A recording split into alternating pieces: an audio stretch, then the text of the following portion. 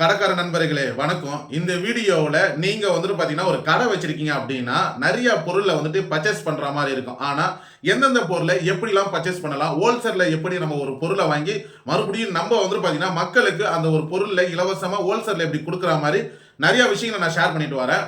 ஆனால் வந்து பார்த்தீங்கன்னா நல்ல பேக்ரவுண்டில் வந்துட்டு பார்த்தீங்கன்னா பளிச்சுன்னு இருக்கு. ஏன் நான் கடையில் வீடியோ எடுக்கலைன்னா கொஞ்சம் குவாலிட்டி ஒன்றும் சரியில்லை. அதே மாதிரி கடையில் அவ்வளோ சீக்கிரத்தில் வீடியோ எடுக்க முடியல. இந்த வீடியோவில் வந்துட்டு பார்த்தீங்கன்னா நம்ம பூஸ்ட்டை எப்படி ஒரு ஏஜென்சி கையில் இருந்துட்டு நம்ம ஹோல்சேலில் பர்ச்சேஸ் பண்ணுறது அப்படின்னு சொல்லி தான் டீட்டெயிலாக பார்க்க போகிறோம். ஏன்னு பார்த்தீங்கன்னா அவ்வளோ சீக்கிரத்தில் பூஸ்ட்டை 5 ரூபா பேக்கை நம்மளால ஹோல்சேலில் ஏஜென்சி கிட்ட இருந்து வாங்க முடியாது. ஆக்சுவல் ப்ரைஸ் வந்துட்டு பார்த்தீங்கன்னா அவங்க கொடுக்குற ப்ரைஸு 70 ரூபான்னு தான் சரம் நம்மளுக்கு கொடுப்பாங்க. ஆனால் நம்ம வந்துட்டு பார்த்தீங்கன்னா 70 ரூபான்னு வாங்கிட்டு அந்த பூஸ்டோட சரத்தை மக்கள் கிட்ட எப்படி விற்க முடியும்? 5 ரூபா லாபத்தில் தான் நம்ம வந்துட்டு பார்த்தீங்கன்னா சேல்ஸ் பண்ணுற மாதிரி இருக்கும். ஆனால் அதே பூஸ்டை வந்துட்டு பார்த்தீங்கன்னா நம்ம மக்களுக்கு 5 ரூபாய் லாபத்தில் நம்ம தாராளமாக கொடுக்க முடியும். நமக்கும் வந்துட்டு பார்த்தீங்கன்னா அதில் பெரிய அளவில் லாபம் கிடைக்காது. ஆனால் 2 ரூபாய் லாபத்தில் முடிஞ்ச அளவுக்கு நம்மளால பூஸ்டை ஹோல்சேலில் பண்ண முடியும். சரி, ஓகே, அந்த பூஸ்டை நம்ம ஏஜென்சி கையில் இருந்து எப்படி வாங்கணும்? அவங்க கொடுக்குறதே வந்துட்டு பார்த்தீங்கன்னா நம்மளுக்கு 70 ரூபா லாபத்தில் தான் நம்மளுக்கு கொடுப்பாங்க. அதை நம்ம சேல்ஸ் பண்ணும்போது மக்கள் கிட்ட 72 ரூபாய் தான் நம்மளை முடிஞ்ச அளவுக்கு சேல்ஸ் பண்ண முடியும்.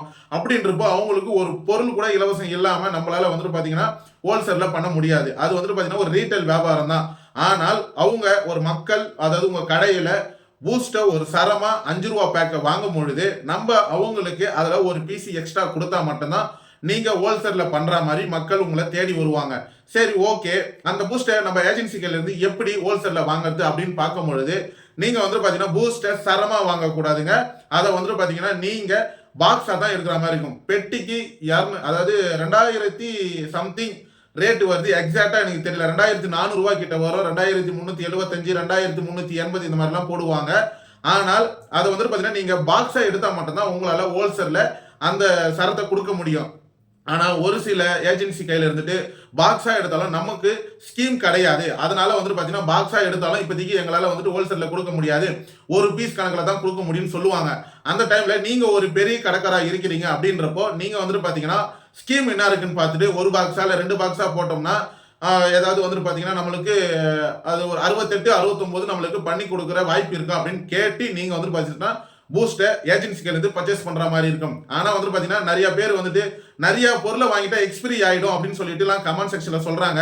நீங்க நிறைய பொருள் வாங்க கூடாதுங்க. உங்களுக்கு கடையில எவ்வளவு சேல்ஸா இருக்கோ அதுக்கு ஏத்த மாதிரி தான் நீங்க ஏஜென்சிகள் இருந்து பர்ச்சேஸ் பண்ற மாதிரி இருக்கும். நெக்ஸ்ட் வீடியோவில் என்ன பேசலாம்னு சொல்லிட்டு கமெண்ட் செக்ஷன்ல எப்படி ஏஜென்சி கையில ஹோல்சேல்ல வாங்கலாம்னு கமெண்ட் செக்ஷன்ல சொல்லுங்க. டீட்டெயிலா அதுக்கு ரிலேட்டட் வீடியோஸ் உடனே நம்ம கடைக்கார மக்களுக்கு நான் அப்லோட் பண்றேன்.